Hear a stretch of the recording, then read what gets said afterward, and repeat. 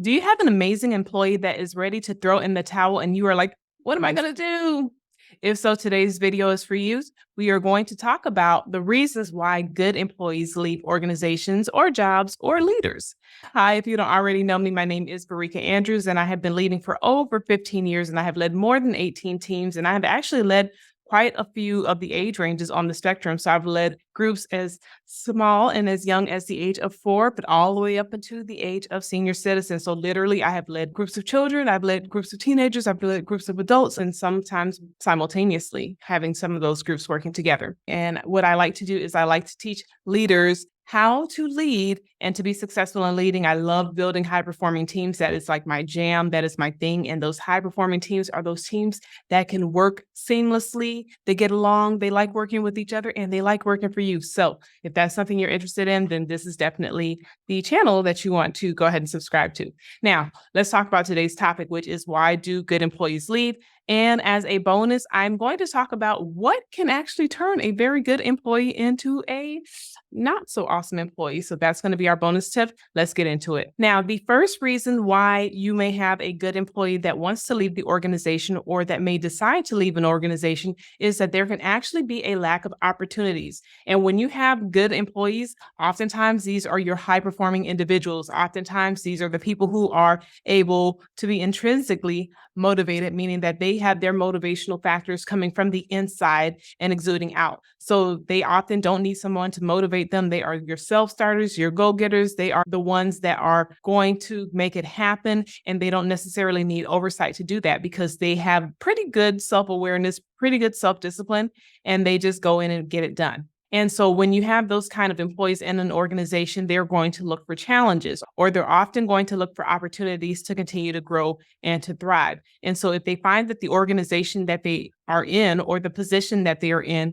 is going to cause them to be stunted, or if they feel like they're not growing and they feel like they're stuck, that actually is not really good for them as an employee. They need to have challenges in order to continue to feel successful, to have that self-actualization where they kind of give themselves a pat on the back. They're not going to be the people that are going to be okay with being lazy. Number 2, what can cause a good employee to leave an organization is a lack of recognition. Good employees do oftentimes have that intrinsic motivation, but sometimes they like to have that external acknowledgement of, hey, you're doing a good job. So that can come through different types of rewards. That can just be a certificate. That can be acknowledgement in a meeting. That can be maybe a lunch outing with the boss or the leadership team.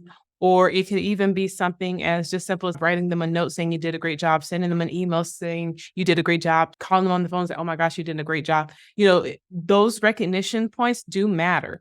And sometimes as leaders, if we find that we have problem employees, we can find that we're putting so much emphasis on the problem employees that we don't take the time to recognize those who are doing good. And it's almost like when you were in school, you had maybe some good students and maybe some students that were more challenging for the teacher, right? So in those cases, sometimes the teacher had to put that attention on those misbehaving kids to try to help them behave. But sometimes a good kid can say, hey, well, if they're not going to pay attention to me, then I'm just going to do whatever. So sometimes that can cause them to make some different choices and decide to go with another organization where they will feel a little bit more appreciation, or even move to another team where they feel like they may be a bit more appreciated. Number 3, burnout. Now, I am really big on this one, and I just try to caution good employees. So if you're a good employee, be careful about this one, is burnout, because the reward for doing good work is getting more work, right? And so it's one thing if the employee is looking for opportunities to grow and to continue, but when they get to the point where it's causing them to not be able to fulfill their actual normal obligations, or they're not able to fulfill what they normally need to do, or they just may need a break, they may need a vacation. So if they are on an ongoing basis where they're not able to feel like they're being successful and that they're having to go and run at full steam in order to get things done or to get the minimal done, then that can definitely lead to burnout and dissatisfaction of a good employee. So we want to be cautious of that as leaders. The next thing that can also cause a good employee to leave is low pay, or maybe not giving them a raise when they actually deserve one. So whenever it's in our power to do so, we should definitely do that. But there are some organizations that are very stingy with the money.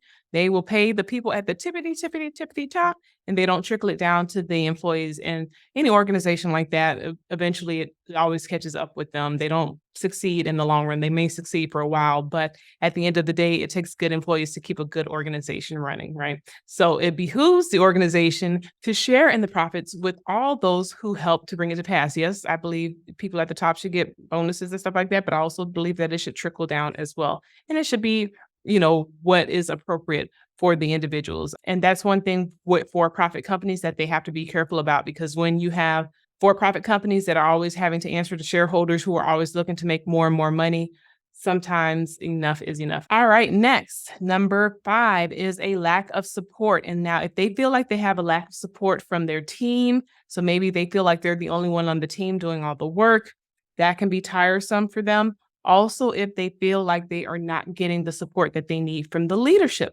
that can actually be a little bit discouraging for them, because the leadership is the one person that should have your back, especially if you're a good employee. They should definitely have your back. You're coming day in and day out and you're doing the right thing.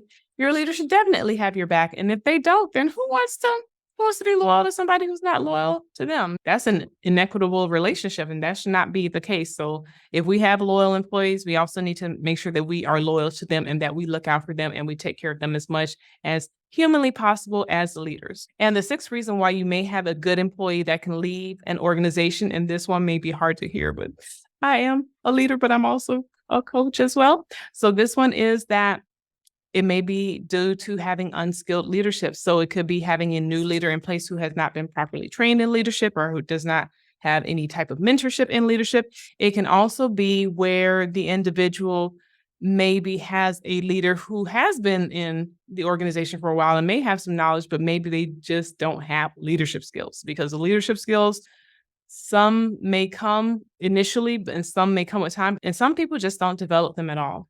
And what can happen is actually there are different stages of leadership. And in the first stage of leadership is like the novice level of leadership.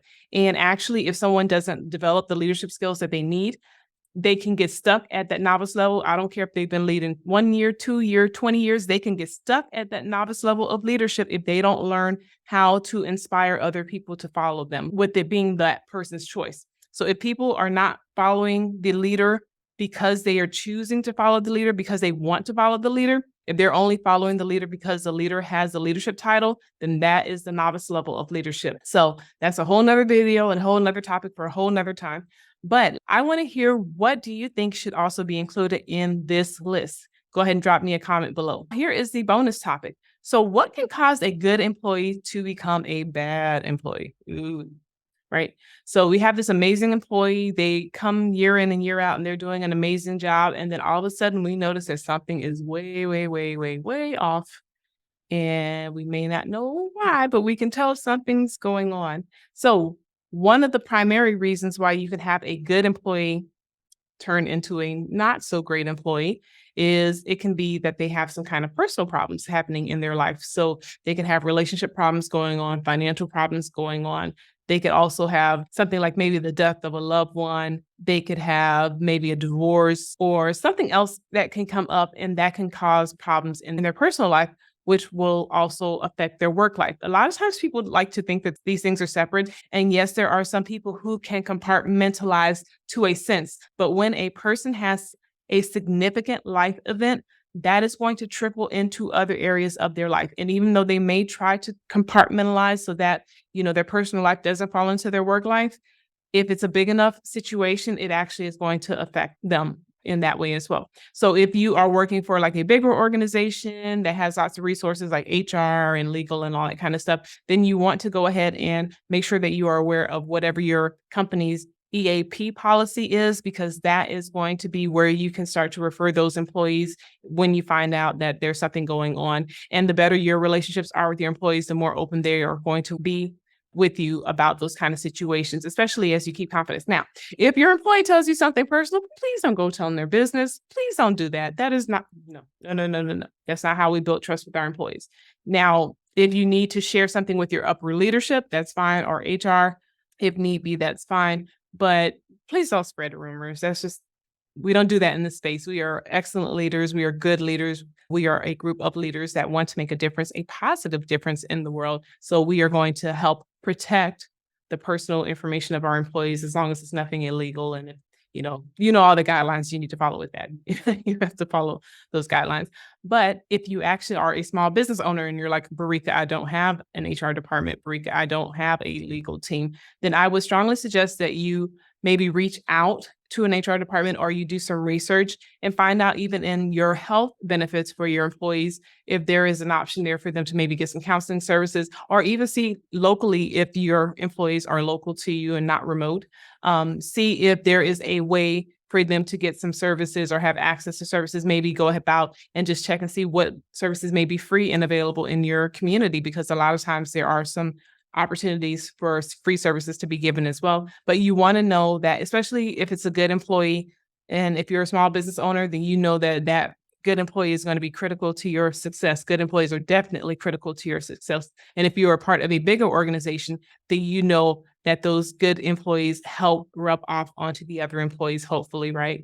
But if you have a high performing team, you have a group of good employees. So you can help them. If they're not performing that well, you can help them become better employees. But anyway, that's going to end it for this video. I strongly suggest that if you want more leadership tips, you check out my leadership playlist. I also have a playlist of shorts, and you can check that out as well. I'll link that here. But with that being said, make it a great day. If you have any questions or any comments about leadership, go ahead and leave them down below, and give this video a like if it was able to help you out. Thanks, and have a great day. Bye.